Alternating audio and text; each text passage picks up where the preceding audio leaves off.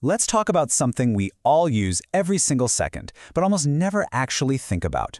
I'm talking about the invisible world that powers our lives, the complex, interconnected systems of energy, water, and communications that we completely take for granted. Well, until they break. So let's start with a really simple question. What really happens when the power goes out? I mean, beyond the lights flickering off. What's the ripple effect? Because it's a total chain reaction, right? First, the lights go out. But then the electric water pumps stop. So suddenly, no running water. The cell towers lose their signal. The entire digital economy starts to freeze up because ATMs and banking systems are offline. And pretty soon, transportation can grind to a halt. This is what the experts call a cascading failure, where one single problem triggers a dozen others down the line. And that little chain reaction in your neighborhood? Well, that's just a tiny preview of a massive global vulnerability. Why?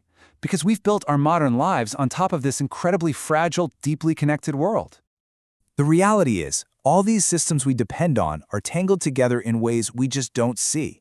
The power grid is connected to the water supply, which is connected to our communications networks, which are connected to our financial systems. It's this huge, hidden web of interdependencies. So, what happens when you throw a real wrench in that web? You know, a major hurricane, a wildfire, a massive cyber attack. The consequences are absolutely staggering. You get a cascade of failures with just immense economic and societal costs. And I mean, just look at these numbers from 2023. We're talking about hundreds of billions of dollars in losses to the global economy from major disruptions. But here's the thing this chart doesn't show you. It's the hidden multiplier. A huge chunk of that cost doesn't come from the initial event itself, but from all those cascading infrastructure failures that happen right after. And this brings us to the core of the problem. The organizations running our power plants, our water systems, our communication networks, they often have no idea how deeply connected they are to each other. They're basically flying blind, trying to manage their own little piece of the puzzle without seeing the whole picture. And this is why our current approach to crisis management is, well, it's falling short. Every sector is stuck in its own silo. Energy worries about energy, water worries about water, but that isolation creates these massive, hidden vulnerabilities. And here's a really key point. Most leaders are focused on what's probable, the everyday risks. They're not preparing for the catastrophic, high-impact scenarios that are actually totally plausible. But what if you could see those connections? What if you could actually model them, predict the domino effect, and build a new kind of shield to protect all of us? Well, that's exactly where this new technology called Ginom comes into the picture. Ginom stands for Global Infrastructure Network Optimization Model. Now that's a mouthful, but you can just think of it as a super advanced simulation platform. Its entire job is to help us see and strengthen our most critical systems against the worst-case scenarios. It's a tool that finally lets decision makers see the entire chessboard. And look, the mission here could not be more important. This isn't just about preventing a business from having a bad quarter. This is about ensuring societal continuity. It's about making sure our world can keep functioning when disaster strikes. Okay, so how on earth does it do it? How does Ginom see this invisible web when everybody else seems to be in the dark? Well, its approach is fascinating, and it's a total game changer. Here's the secret sauce. It works without secrets. And honestly, this is the whole ballgame.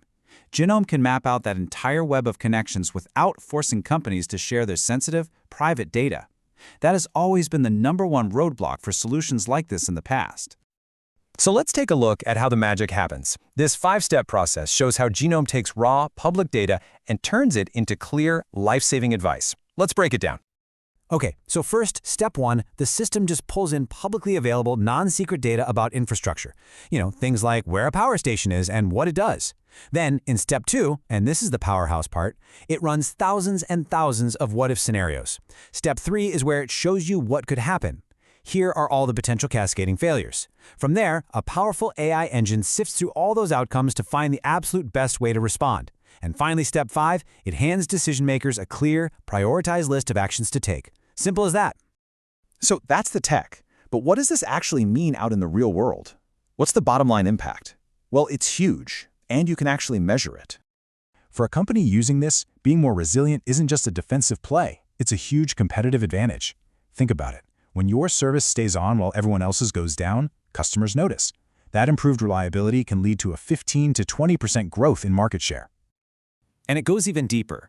Being able to prove you're this resilient boosts your company's reputation, especially its ESG score. That's the environmental, social, and governance stuff that big investors really care about these days. A better score like that can lead to a 30 to 40% higher success rate when you're bidding for those huge contracts. But don't just take my word for it. Listen to the people who are actually on the front lines. General Alicia Tate-Nadeau, who runs the Illinois Emergency Management Agency, gets right to the heart of it. In a crisis, the #1 question is, how will I know what actions to take? For her, a tool that can answer that question would be, in her words, extremely valuable. And then you've got David Roop, a former director at the massive energy company Dominion. He hits on that key point we talked about earlier. He says flat out, we can't give out our proprietary information. The fact that Ginom doesn't need it, that's what makes it a breakthrough from an industry perspective. And you hear that same urgency from the very top. This is from Mark Ghilarducci, the former head of California's Office of Emergency Services, a state that sees more than its fair share of disasters.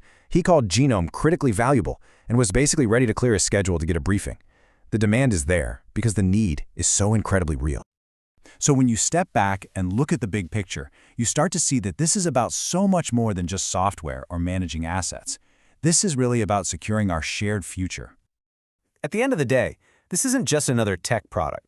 It's a tool that's been designed to safeguard the very fabric of our modern world. It's a proactive shield for a society that has become way too reactive. So I'll leave you with this one final thought. The next time you flip a switch, turn on the tap, or make a phone call, just ask yourself, how resilient really is that invisible network that you rely on for everything?